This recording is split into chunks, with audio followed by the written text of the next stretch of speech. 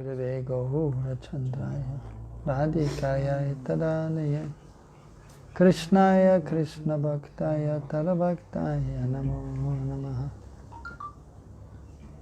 Om Ajnanatirandasya Jnanandana Salakaya Chakasoran Miritam Yanam Tasmai Sri Gurave Namaha Sri Chaitanya Manobhistam Sthapitam Yena Bhutale Swayam Rupa Ramayam Dadati Sapadantikam Vandeham Sri Guru Sri Yuto Padakamalan Sri Gurun Vaishnavamscha Sri Rupam Sagrajatam Sahagana Raghunathan Ritam Tam Sajivam Sadaitam Savadutam Parjana Saitam Krishna Chaitanya Devam Sri Radha Krishna Padan Sahagana Lalita Sri Vishakandvidamscha He Krishna Karuna Sindhu Dina Bandhu Jagatpate Gopesha Gopika Kanta Radha Kanta Namaste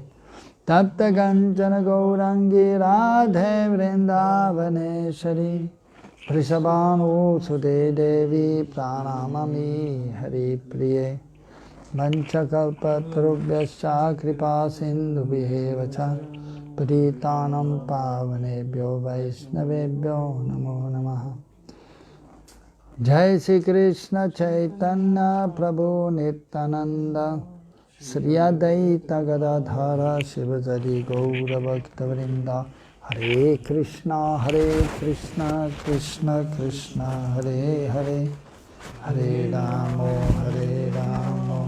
Ramo Ramo Hare Hare Hare Nama Eva Kevalam Kaulau Nastyeva Katyaranyatam Jayati Jayati Namananda Rupam Murare Viramita Niljadharma Dhyana Pujariyatam Katamapi Sakridatam Muktinam Paramam Ritamekanam Jivanam Bhushanam Me Maduram Madurebhyopi Mangalebhyopi Mangalam Pavanam Pavanebhyopi Harin Namaheva Kevalam Sagaro Sapita Chapi Samatta Bandhavuyasa Shikshachittarasmatam Harin Namaheva Kevalam.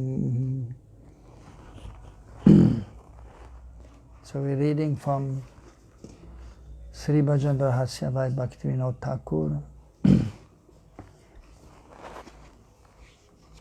Our first chapter, text number 7.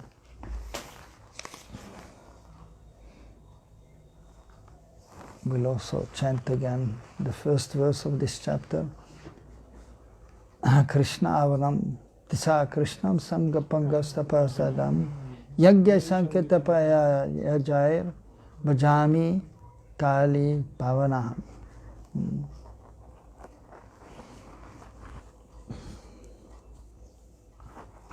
So taking shelter of Sri Chaitanya Mahaprabhu,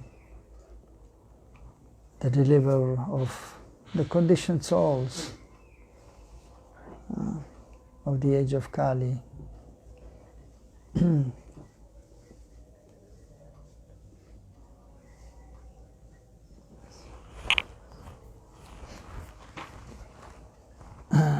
So text number 7.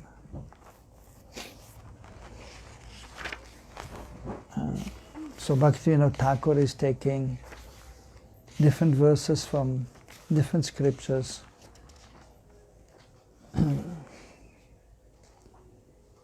and so in this verse, text number 7, he takes 2 verses from Bhakti Rasamrita Sindhu. And as explained before, actually this whole book, Bhajana Rahasya, 8 chapters are there, and it is the 8 parts of are the different levels of devotional service, from Shraddha to Prem. So therefore here so is quoting these two verses from Bhakti Rasamrita Sindhu. Adha Shraddha tata sadhu sangha ata bhajana kriya tato anatta nivritti syat tato nishta ruchis tata ata saktis tato bhavas tata prem abhyudanchati sadakanam ayam premna pradur bhave bhavet kramaha. So first of all, Adha Shraddha, first faith will be there. So, and it is mentioned there are actually two kinds of faith. One is Lokik Shraddha and one is Paramarthik Shraddha. So ordinary faith and then transcendental, extraordinary faith, so which the devotees have, and therefore they're engaging in devotional service.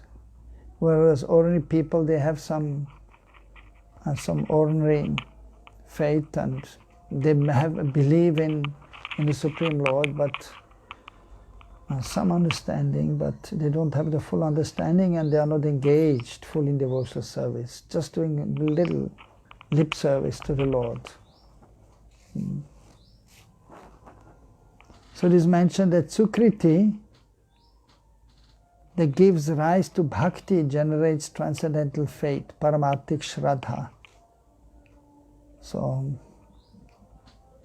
by being pious, and sometimes even if it is not knowingly, that one is performing some pious activity for the pleasure of the Lord or the pure devotees, and then one may gain this transcendental faith, and one may be then engaged in devotional service in bhakti. So faith in the words of the scriptures and a desire to hear Harikatha are the symptoms of this Shraddha. So that is an important point, that one must have faith in the scriptures, and not just simply faith that the Lord exists, but faith in the scriptures, and then faith in hearing Harikatha. Because without hearing Harikatha from the advanced devotees, one will not be able to advance in spiritual life.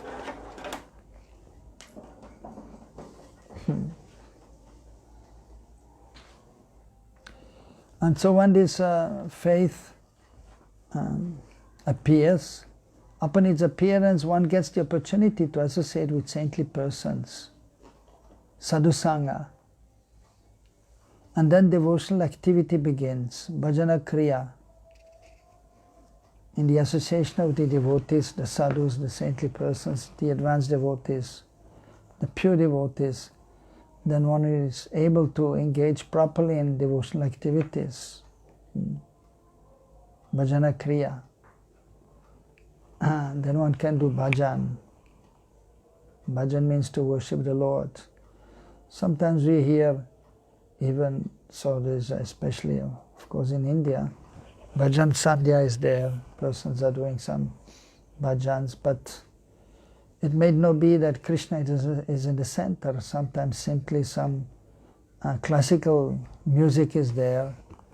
Sometimes even some they will chant some songs in glorification of some demigods like Lord Shiva. But actually bhajan that refers worship refers to worshipping the Supreme Lord. And so bhajan is not just simply singing songs, but one's execution of devotional service under the guidance of the devotees, the advanced devotees. And we can see practically in life one always needs guidance.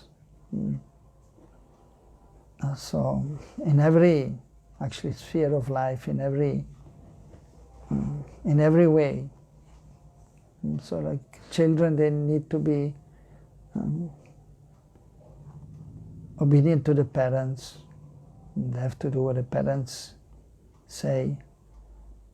So usually a little force is there to tell the children what to do and what not to do.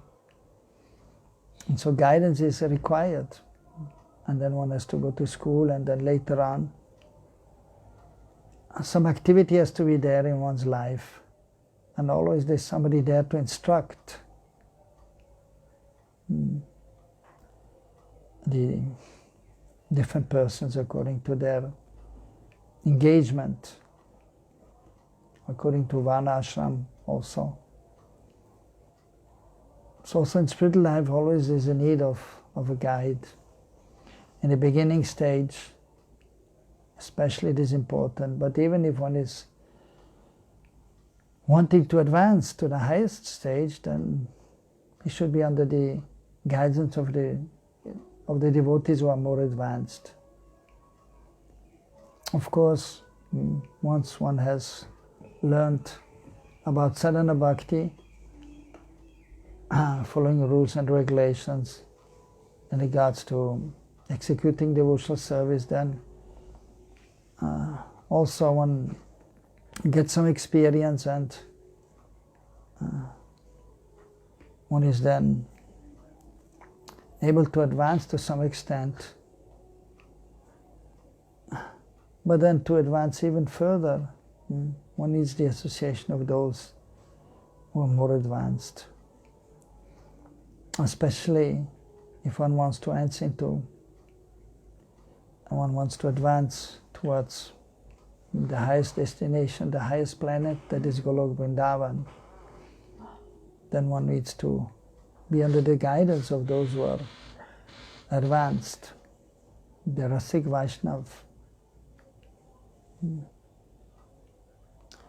those who are highly advanced, those who are realized,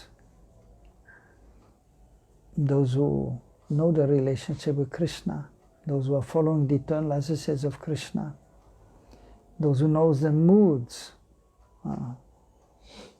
and the loving exchange between the associates of Krishna. So under their guidance, then one can advance.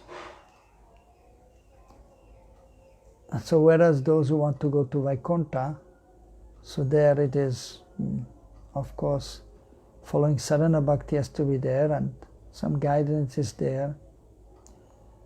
But there are not so many intricacies as in Braj Bhakti.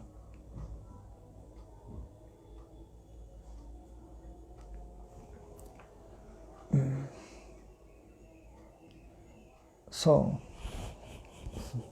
first Shraddha has to be there, and then in the association of the sadhus one can engage in devotional activities. And as one is engaging in devotional activities, then the faith becomes more strong.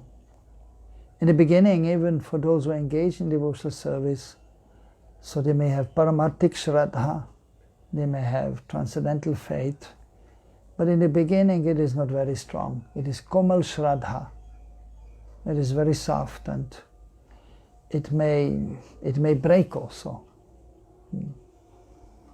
One may be discouraged in the beginning, and one may, as we see sometimes, some persons, they will give up after some time devotional service because the faith was not strong. It was komal. So therefore one has to remain in the association of the devotees who are advanced, who have strong faith, whose faith is never shaken, despite all difficulties, adverse difficulties. And then one may progress, and then one's faith may also become strong. Also similarly with the surrender in the beginning, the surrender is there, but it is usually conditional. Even going to the temple, then offering obeisances, bowing down before the Lord, praying to the Lord. But in the beginning stage, the surrender is not complete. It is not possible for the conditioned soul to completely surrender, fully surrender. But the attempt is made, and one is trying one's best to be surrendered. So with the body is one thing, and that is more easy, to go to the temple of obeisances and then follow the rules and regulations. And then even speaking about the Lord, try to glorify the Lord, so engaging the senses. But then the consciousness, the mind, has to be surrendered, and that is not always easy.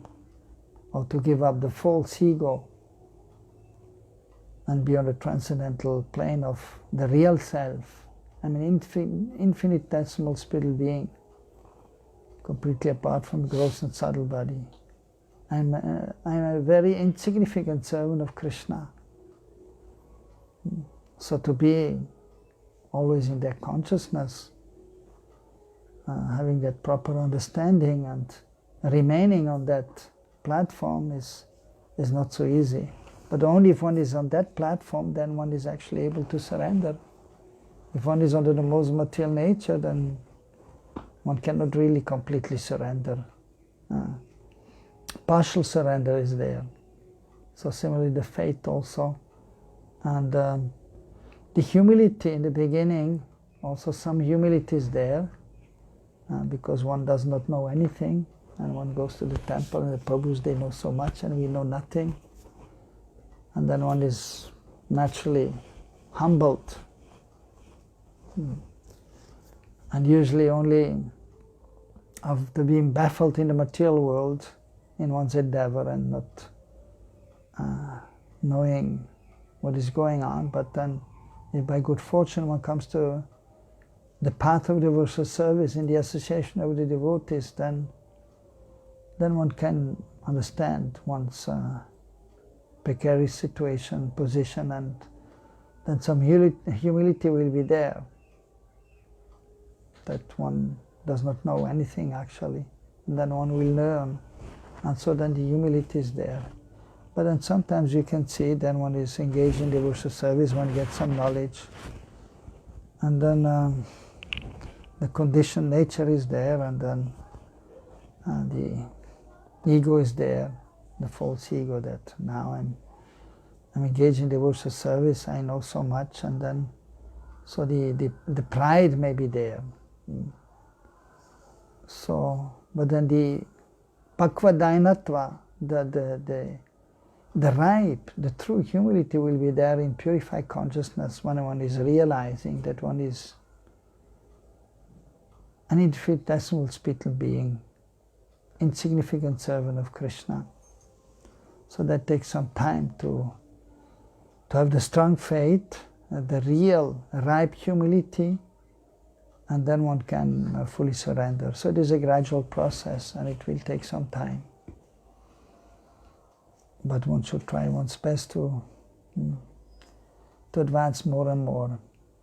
The endeavor has to be there to advance more and more. And then Krishna and Hari Guru Vaishnava, they will help. And then as one is engaged in devotional activities, trying to surrender, then the clearance of all obstructions is also initiated at this time. Anatta Nivriti. Nivriti, so the clearance. Anartha, artha means something which is desired, anartha which is not desired. So 4 kinds of anarthas are there, unwanted things in the heart, and they're also divided in 4. Anyone, do you remember we mentioned 4 kinds of anarthas? First, what is there? You mentioned, no? Maybe recently? Last week? Okay. So you remember? What is one? I did not come. You did not come. You were here. So what was it? Sarup Brahma, yeah. Aparad and Asat Trishna. Huh? Hriday Durbalya, yes. Yeah. So when this is cleared, and then one becomes firm, and nishta will be there in one's bhajan. And then whatever difficulties are there, but still one will never give up one's devotional service, no matter what. But even on this platform of nishta, some anarthas may be there, but the sadhaka is not disturbed by the anarthas, or not greatly disturbed. While on the platform of anartha nivritti, then when the anarthas are there, and then the sadhaka, he will be actually disturbed, and he will see why all these anarthas are still there. I'm chanting since many years, but he's continuing, but so he's not fully satisfied because of these anarthas. But on the platform of nishta, the consciousness is more pure, one is fixed, and although some anarthas are still there, but they are not bothering or disturbing the sadhaka so much. And so he's fixed in his determination and is in this devotional service.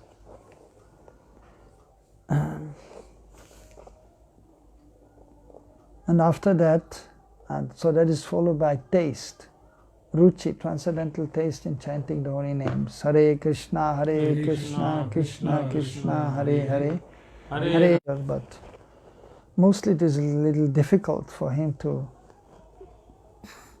chant nicely. The mind is going here and there, and it is a kind of struggle chanting the holy names. Nama yagya, mahayagya, big yagya, chanting.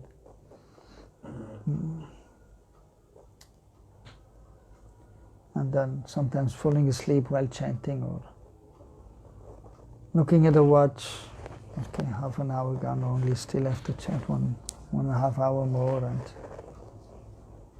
and then there's just the mind going here and there, and not feeling so much pleasure in chanting, but he's doing because he knows I have to do it. It's my duty, and somehow have to do it.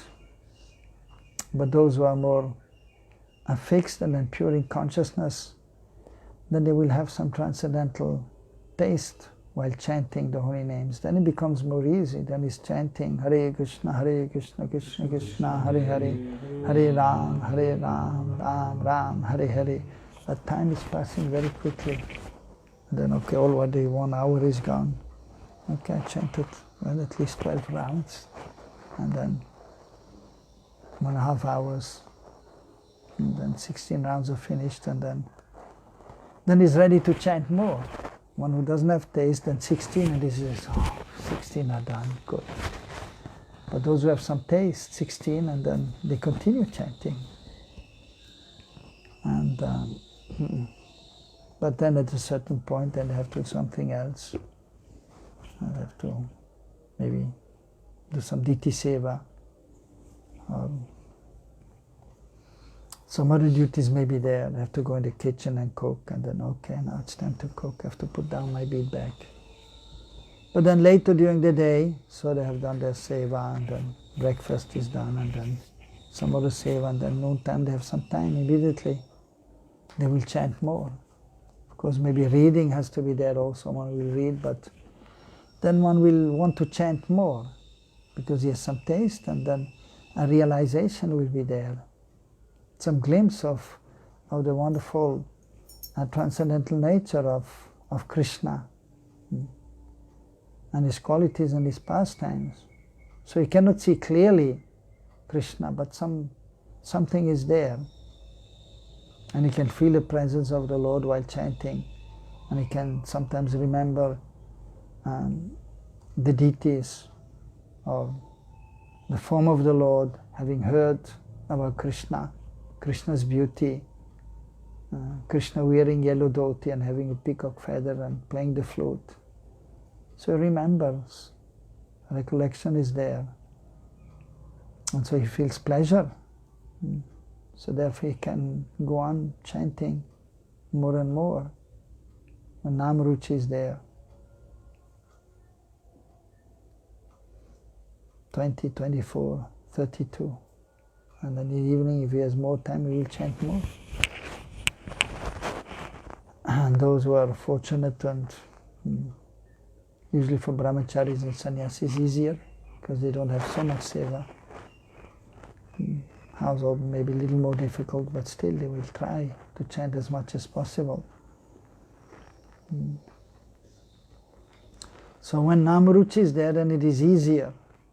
And then one will so much, even not only the chanting of the holy names, but then all the other activities also will do with pleasure.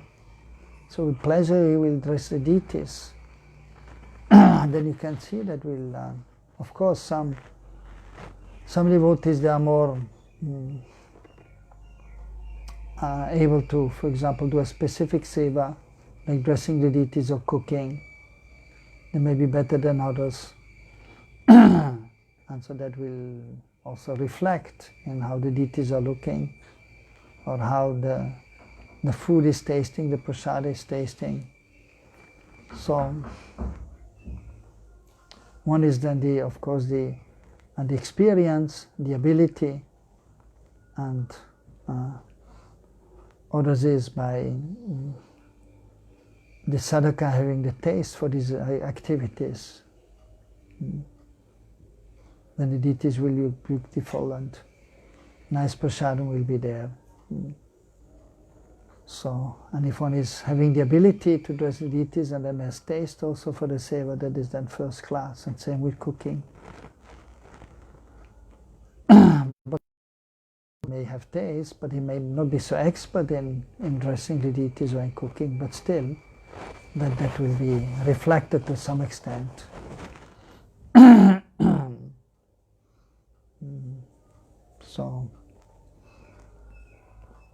So the devotees, the sadhakas who are engaged in devotional service, they will try to come at least to the platform of Ruchi. So he's able to be blissfully engaged. Of course, at the same time, especially for the devotees who are adopting the process of Raghunuga Bhakti, those devotees who are wanting to enter Braj, and then at that time, so some attachment is there for Krishna Seva, but in order to enter Braj, and then at that time, so then the transcendental feelings of separation will be there too, by the arrangement of the Lord. And then the devotee, so if he is not able to see Krishna or feel the presence of Krishna, or when he's not able to, when he's not feeling the taste for chanting the bliss, then he will cry out in separation from the Lord.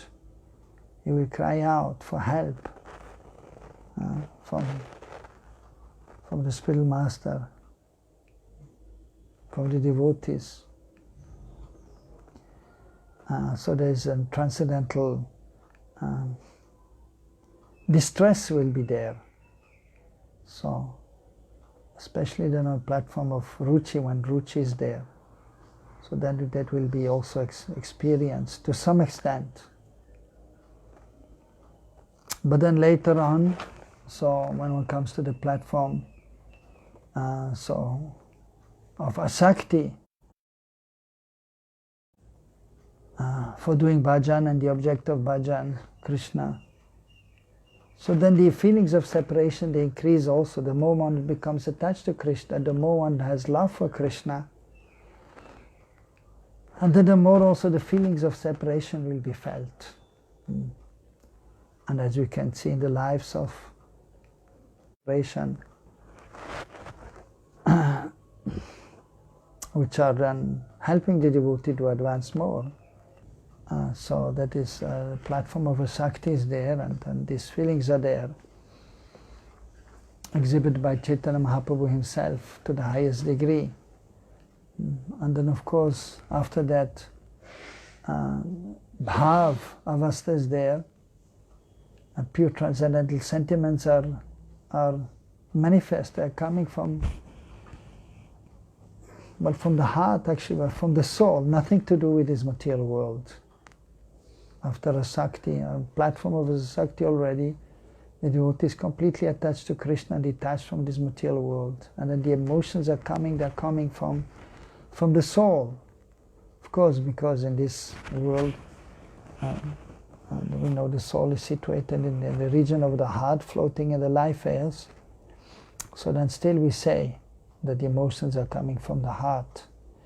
But actually they're coming, as we know, from the soul. But on the platform of the Sakti and Bhav, the devotee, the sadhaka, is completely free from the influence of the three modes of material nature.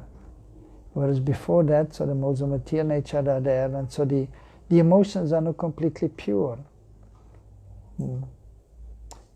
Because the influence of the modes of material nature are there. But on platform of Sakti and Bhav, and the sadhaka is transcendental to the modes of material nature. And so the emotions which are coming, so they're coming from the soul, and there's a transcendental loving exchange.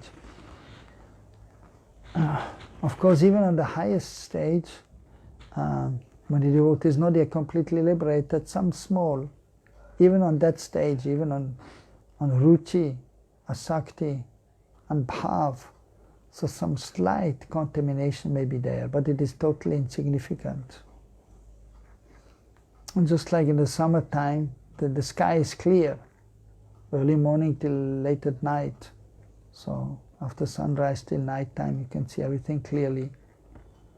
And usually no clouds in the summer. Clear sky is there. Only sometimes you may see some small white clouds passing by, but it is insignificant. So similarly on the platform of Bhav, practically there is no contamination. Only something very slight may be there.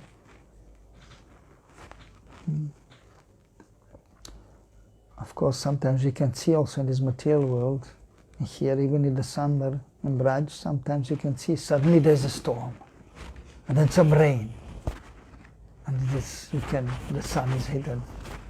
So therefore actually the devotee also, even a bhavavasta, one has to be careful, a sakti bhav even, and one has to try to be, even it is mentioned in Chaitanya Charitamrita, even on the platform of bhav, the devotee, he should try to associate with the devotees who are completely liberated, premi bhaktas, because otherwise still there may be a chance of some difficulty, and then for the time being one may also again fall down to a lower stage. As we know even of Bharat Maharaj, he was on the platform of Bhav, but he became attached to a deer due to compassion, and it was not completely pure, and then he became a little bit attached, and then so some deviation was there. He became lax in the execution of his devotional service. So sometimes even at the higher stages of devotional service, some difficulties may come.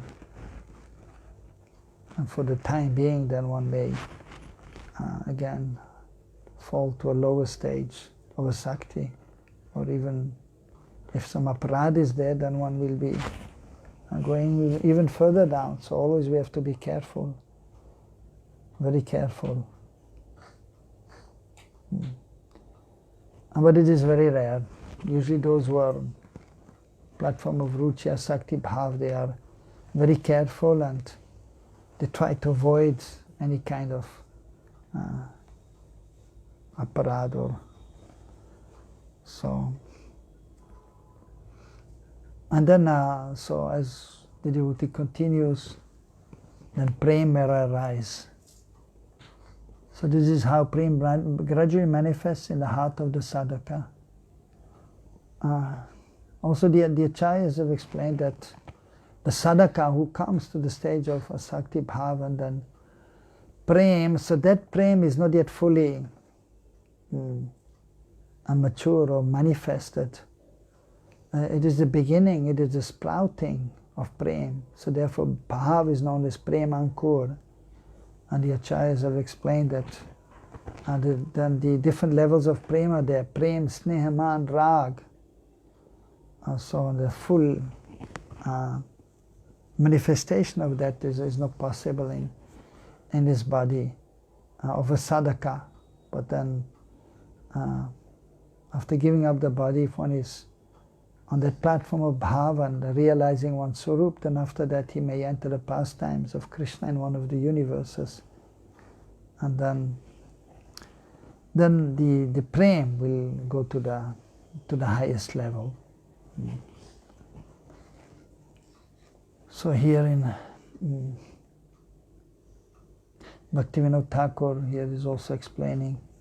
So in Bangla is explaining a little bit about this process.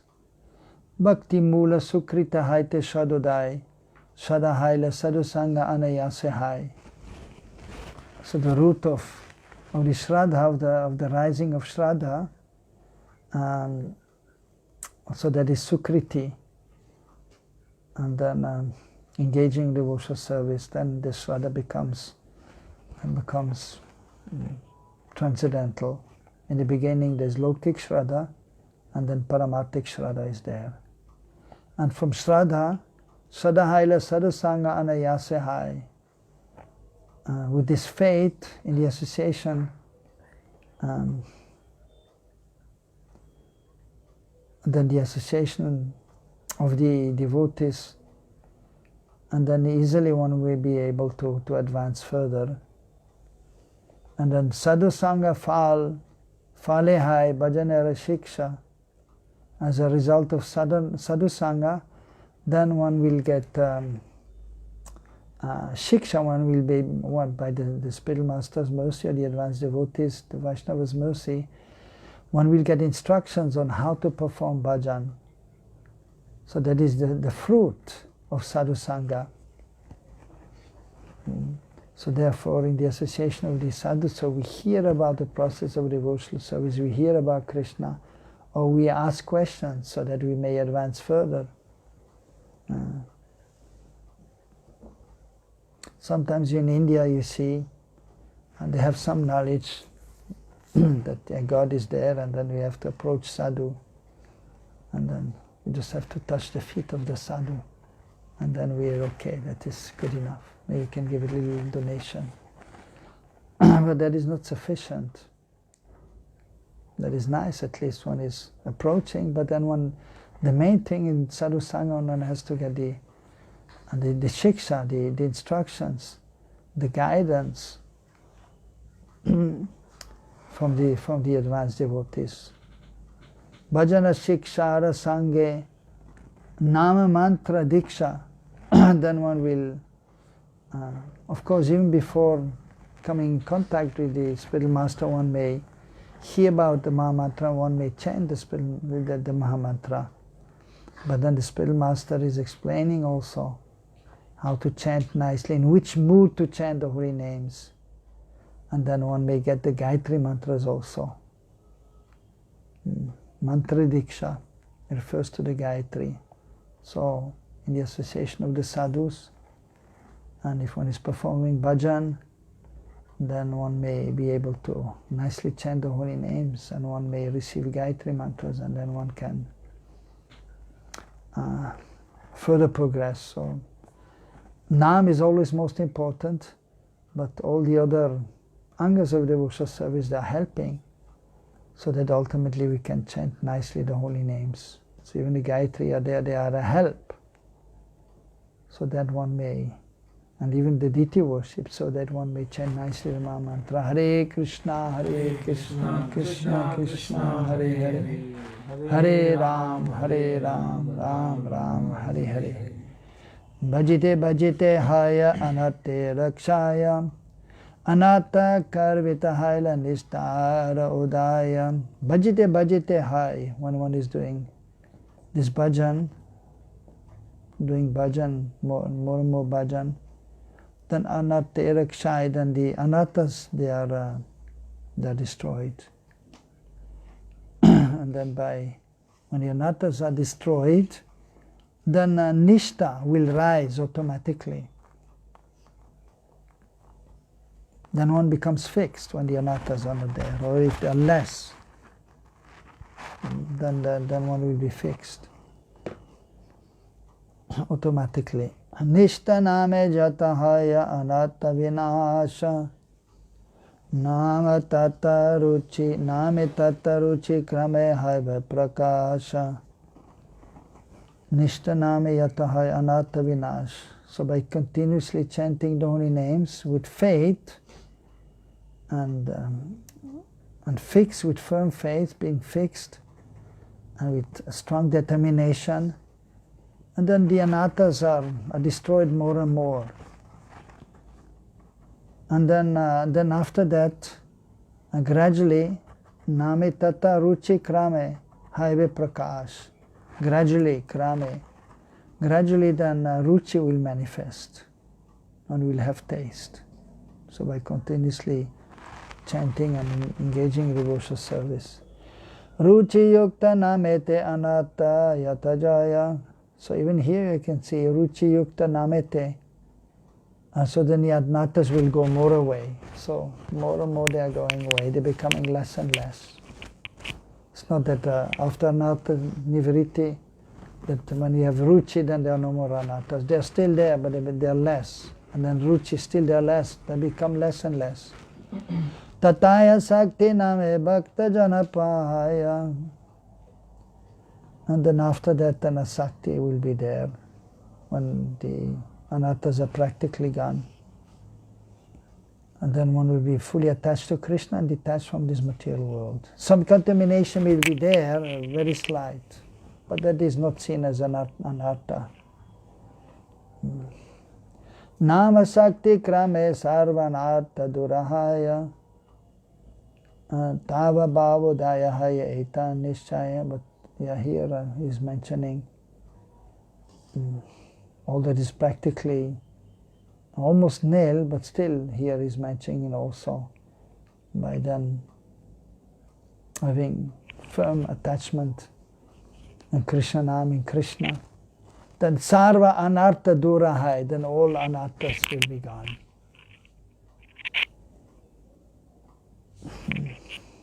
Then bhav will arise. Tabe bhavodaya hai etai nishchai. That is certain.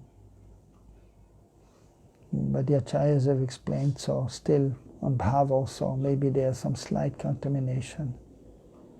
But namasakti krama sarva anartha durahai. But all the anarthas basically they're gone. Iti madhye asata sangye pratishta janamiya kutinati dvarideya nimne prelaya ati savadane bhai asatta sangatyaja nirantar paranande harinama bhaja. And then here he is mentioning, so at the end, iti madhya asata sangye pratishta janamiya.